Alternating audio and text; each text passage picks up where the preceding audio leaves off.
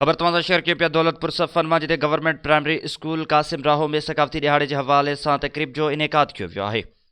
दौलतपुर सफ़न मां गुलाम मुस्तफ़ा जोणे जो जी रिपोर्ट मुताबिक़ इल्म प्रायो सिंध सवारियो सिंध तो में साव असांजो जे उनवान हेठि दौलतपुर सफ़न भरिसां ॻोठ कासिम राहो में गवर्नमेंट प्राइमरी स्कूल कासिम राहो में सकाफ़ती दिहाड़ो जोश ऐं जज़्बे सां मल्हायो वियो, जंहिंमें स्कूल के उस्तादनि शागिर्दनि ऐं महिमाननि सिंधी लिबास अजरक टोपी पटको पाए भरपूर नमूने शिरकत कई, जंहिंमें तालीम ऐं सकाफ़ती दिहाड़े के हवाले से टेबलोज पिणु पेश किया विया। हिन सकाफ़ती दिहाड़े ते ॻोठ जे मशहूर सुगड़नि धणी बख्श राहो पीर बख्श राहो मशहूर गुजारतूं ॾोर बेत ऐं किस्सा ॿुधाए ज़बरदस्त नमूने दाद हासिल कियो। हिन सकाफ़ती प्रोग्राम में आयल महिमाननि उस्ताद अली नवाज़ मला, फारूक अहमद जुणेजो, जीएम जुणेजो, मोहम्मद अशरफ जुणेजो, जब्बार जुणेजो, रईस आज़म खान राहो, शौकत अली मला ऐं ॿियनि खे स्कूल के हेडमास्टर उस्ताद असगर राहो, नज़ीर अहमद राहो, राजा राहो, गुलाम रसूल मला, अल्ताफ़ ऐं ॿियनि खेनि सिंध की सकाफ़त अजरक टोपी पिणु ओढाया। उन मौके ते साफ़ियुनि सां ॻाल्हाईंदे स्कूल के हेडमास्टर उस्ताद अली असगर राहो, नज़ीर अहमद राहो, राजा राहो, अली नवाज़